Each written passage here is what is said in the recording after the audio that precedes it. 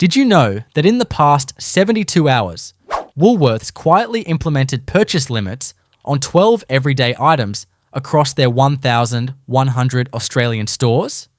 And here's what's really concerning. Industry insiders I've spoken to are warning that 2026 shortages could be significantly worse than what we experienced in 2020. I'm not talking about empty shelves for a few days. We're looking at potential gaps lasting weeks or even months. But here's the good news. If you stick with me for the next few minutes, I'm going to walk you through exactly which items are being affected, why Australian retailers are genuinely worried behind the scenes, and most importantly, practical strategies you can use to keep your household running smoothly no matter what happens. Let's be clear about something up front. This isn't about fear-mongering or panic buying. That actually makes shortages worse, and we all saw how that played out in 2020. This is about being informed, being strategic, and making smart decisions for your family. So let's dive into what's actually happening and what you can do about it. Before we get into the specific items, let me explain the bigger picture, because understanding why this is happening helps you prepare better. 3 major factors are converging right now that are putting pressure on Australian supply chains. First, global shipping disruptions.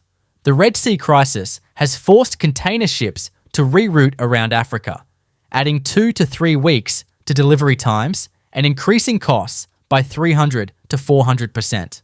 Australia, being an island nation at the end of most supply chains, feels this more than almost any other developed country.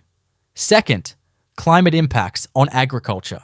We've seen unprecedented flooding in Queensland, drought conditions in parts of New South Wales and Victoria, and extreme weather events becoming more frequent. This affects everything from fresh produce to livestock. Third, global trade tensions. New tariffs and trade restrictions are reshaping how goods flow around the world. Australia imports a huge amount of everyday products, and when those supply lines get disrupted, our shelves feel it fast.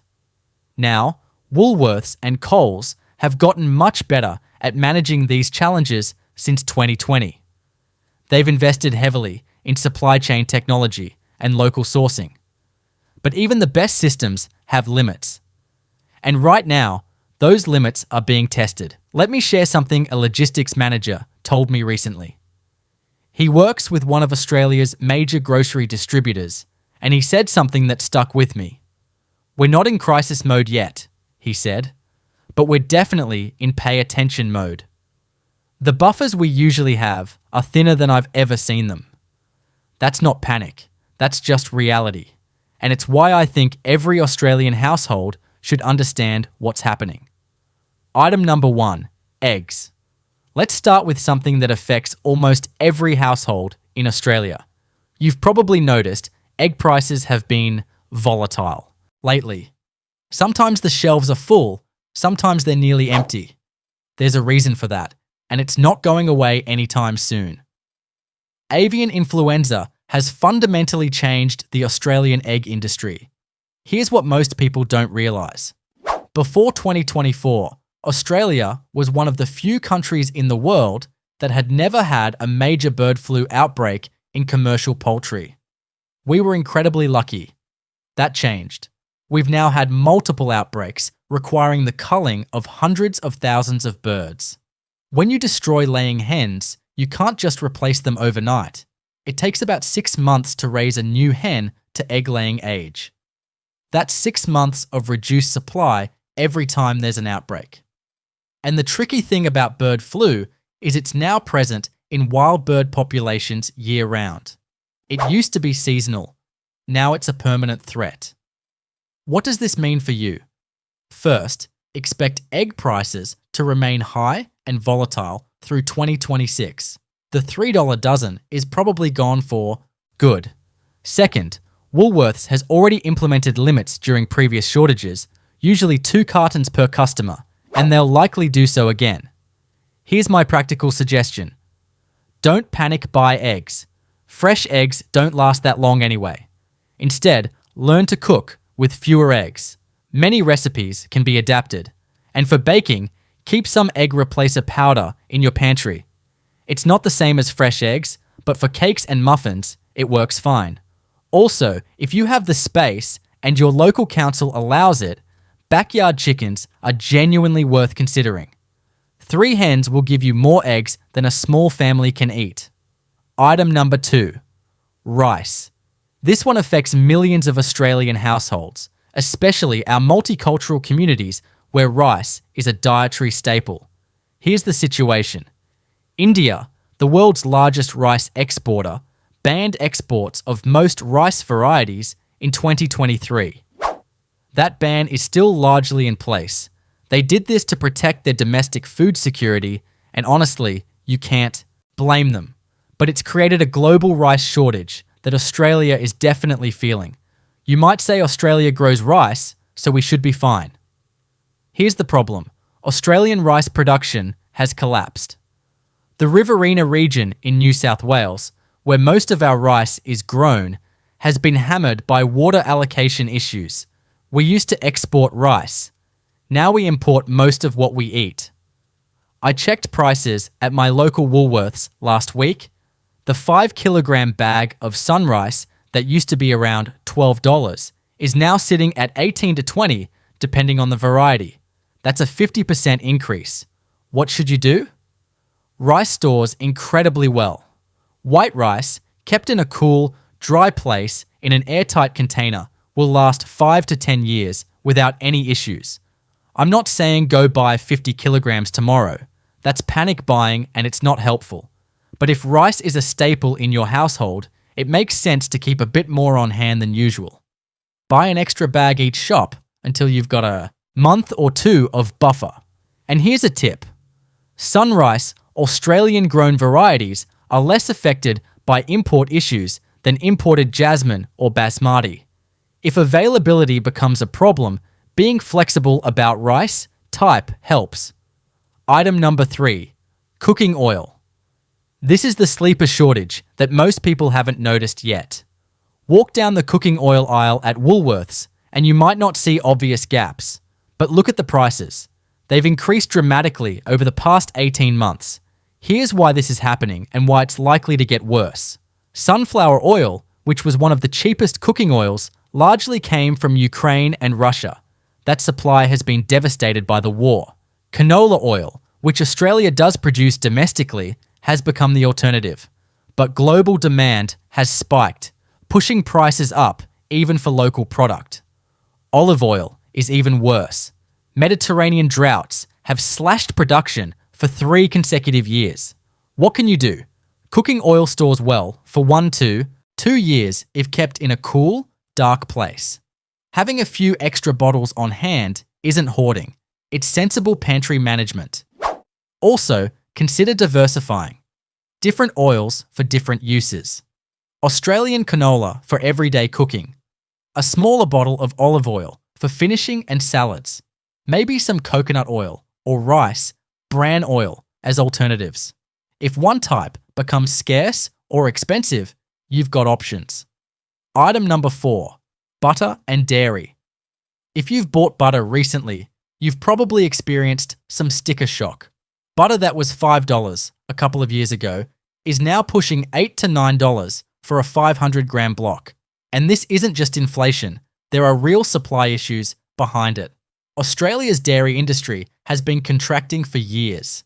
Farmer numbers have dropped significantly as costs rise and young people choose other careers. We simply have fewer cows producing less milk than we did a decade ago. When milk production drops, butter is one of the first products to get expensive.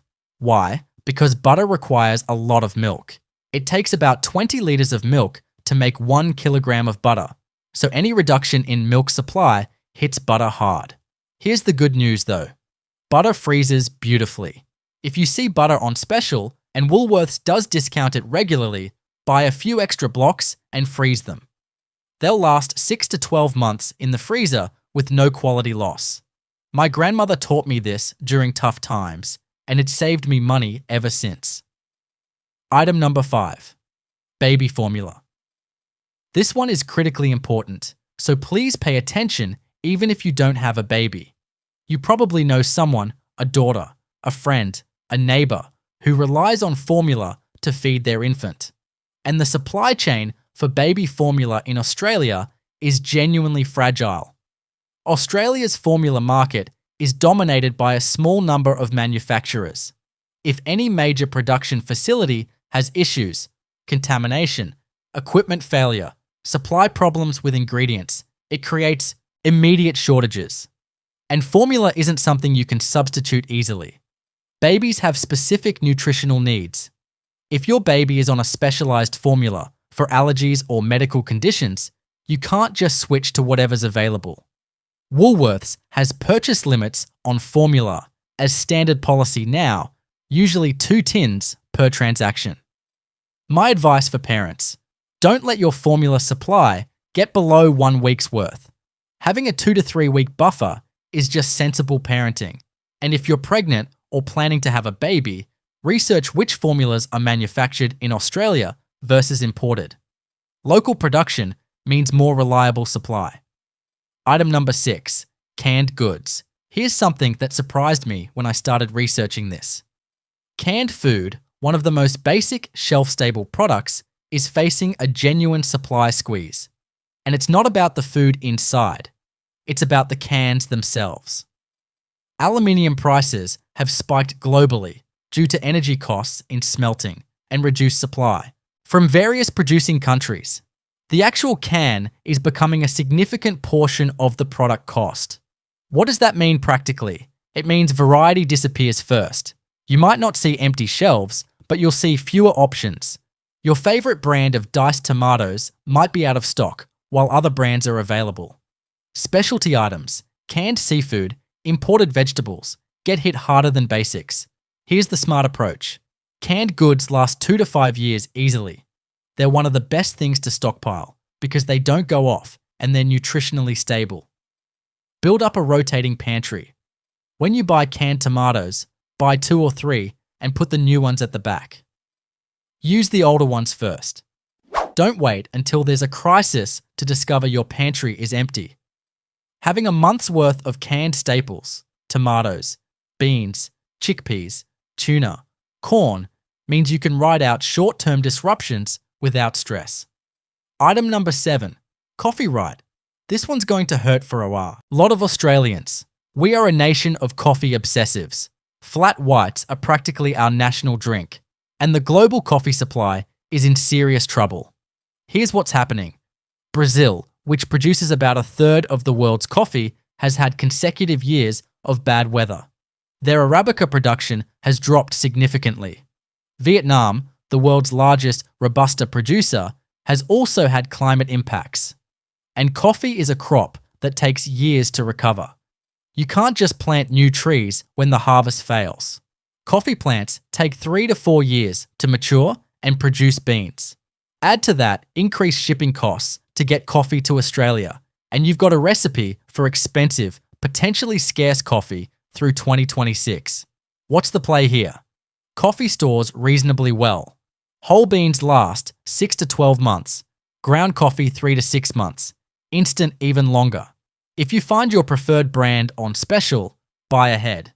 Not 50 bags, that's excessive. But having a few months' worth isn't unreasonable given the supply outlook. Also consider this. If prices keep rising, investing in good home brewing equipment pays off quickly. At $6 to $7 for a cafe flat white, making coffee at home is one of the easiest ways to offset grocery inflation. Item number 8, fresh meat, especially beef. This one's complicated, so bear with me. Australia is a major beef producer. We should be fine, right? Not exactly. Here's why. Yes, we produce a lot of beef, but a huge portion of it gets exported, especially to Japan, Korea, the US, and China. When global beef prices are high, producers sell overseas and domestic supply tightens. Add to that the ongoing recovery from drought, which depleted cattle herds. It takes years to rebuild breeding stock. And then there are the floods. Northern New South Wales and Queensland lost significant numbers of cattle in recent flooding events. That's meat that would have entered the supply chain in 2025 and 2026. What this means, Practically, is good quality beef at affordable prices is getting harder to find. Here's my suggestion. Get comfortable with different cuts. Cheaper cuts like chuck, brisket, and osso buco taste incredible when slow cooked. They're often better than expensive cuts if you cook them right. Consider reducing meat frequency rather than portion size. 3 good meat meals a week with generous portions might be more satisfying than 7 small ones. And look into alternative proteins, not because meat is bad, but because having options means you're never stuck paying premium prices when beef is scarce. Item number 9. Honey. Australian honey, once abundant and cheap, is becoming a genuine specialty product. The Varroa mite, which arrived in Australia in 2022, has devastated bee populations. Millions of hives have been destroyed trying to contain outbreaks. The parasite is now established and spreading. What many people don't realise is that Australian beekeepers are now fighting a permanent battle. Before 2022, we were one of the last places on Earth without Varroa. That's over. Honey production has dropped. Prices have increased. And it's not going back to how it was. The silver lining is real. Honey lasts forever. Literally.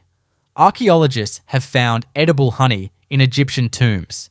If you love honey, buying a few extra jars now at current prices locks in that cost. In 12 months, you might be very glad you did. Also, look for local beekeepers at farmers markets. Supporting them helps keep Australian honey production viable, and you'll often get better quality than supermarket brands. Item number 10. Paper products. Yes, we need to talk about toilet paper again. I know. We all have traumatic memories of 2020. But the situation is worth understanding because it's different this time. The 2020 toilet paper shortage was pure panic buying. The supply was actually fine, people just went crazy. The current situation is more about genuine production constraints. Paper manufacturing is incredibly energy intensive. Australian paper mills are facing higher electricity costs than almost anywhere in the world. Some have reduced production, others have closed entirely. The result? Less margin for error. If demand spikes for any reason, panic, natural disaster, whatever, the system has less ability to cope than it did before. Practical advice. Don't hoard toilet paper. That's what caused the 2020 crisis. But do keep reasonable stock. Having a month's worth on hand is just normal household management. Woolworths sells toilet paper in bulk packs that are cheaper per roll. If you have storage space, buying the bigger packs makes sense economically anyway. Item number 11. Medications. This one is genuinely serious, and I want you to pay attention. Australia imports the vast majority of its pharmaceutical ingredients from overseas, primarily India and China. When those supply chains are disrupted, we have very limited domestic manufacturing to fall back on. TGA, our medicines regulator, maintains a shortage database, and it currently lists dozens of medications with supply issues. Some are temporary, some have been ongoing for months. Paracetamol, ibuprofen, certain antibiotics, blood pressure medications, diabetes drugs, all have experienced shortages at various points. What should you do? For over-the-counter medications you use regularly, pain relief, allergy tablets, cold medicine, keep at least a month's supply on hand. Check expiry dates and rotate stock. For prescription medications, talk to your doctor about whether 3-month prescriptions are appropriate for your situation. It's harder to run out when you're collecting quarterly instead of monthly. And here's something important. If you take critical medications, heart, blood pressure, diabetes, tell your pharmacist to contact you immediately if supply issues emerge. They can often source alternatives or help you get priority access. Item number 12. Imported specialty foods. This is my final item, and it's a bit of a catch-all. Australia imports a massive amount of specialty food products, European cheeses, Asian sauces, Middle Eastern ingredients, American snacks. Anything that comes from overseas is vulnerable right now. Shipping costs have increased dramatically. The Red Sea disruption has added weeks to delivery times from Europe. New tariffs are affecting trade with various countries. What this means practically is that imported products are getting more expensive and some are disappearing from shelves entirely. My suggestion: for imported products you really love and can't substitute, buy a bit extra when you see them in stock. Not panic quantities, but a buffer. Learn to make substitutions. Australian-made versions often exist for popular imported products, and embrace flexibility. Sometimes, product unavailability forces you to discover something new that you end up liking even better. Your action plan. Alright, we've covered a lot. Let me give you a practical action plan that's based on common sense, not panic. First, build a sensible buffer. For shelf-stable items, rice, canned goods, pasta, oil, coffee, having 1 to 2 months supply isn't hoarding. It's just good household management. Buy a bit extra each shop. Put new items at the back, use older items first. Simple rotation means nothing goes to waste and you're always prepared. Second, diversify your sources. Don't rely solely on Woolworths. Coles, Aldi, IGA, local butchers, farmers markets, ethnic grocery stores. Having relationships with multiple suppliers means you've got options when one has shortages. Third, be flexible. Rigid attachment to specific brands and products makes you vulnerable to shortages. Learn to cook with what's available, not just what you're used to. Recipe adaptability is a genuine skill that saves money and reduces stress. Fourth, don't panic buy. I can't stress this enough. Panic buying creates the very shortages people are panicking about. It happened in 2020 and it made everything worse. Gradual preparation, a little extra each week, doesn't strain supply chains. Everyone can prepare without creating shortages for others. Look, I'm not here to scare you, but I am here to inform you. The global supply chain situation is genuinely challenging right now. Multiple pressures are converging in ways that make 2026 potentially difficult. But Australians are resilient. We got through 2020. We'll get through this too. The difference between stressed and relaxed during a shortage is simply preparation. Families who have a month's buffer of essentials don't panic when shelves get thin. They just wait it out. That's all I'm advocating for. Not bunkers and bulk beans. Just sensible household management for uncertain times. If this video helped you understand what's happening and what you can do, please hit the like button. It genuinely helps more Australians see this information. Subscribe if you want updates, because I'm tracking this situation closely and I'll keep you informed as things develop. Drop a comment telling me which item on this list surprised you most. I read every comment and it helps me understand what topics to cover next. Remember, being prepared isn't about fear. It's about being smart. Your future self will thank you for the decisions you make today. Thanks for watching, and I'll see you in the next one.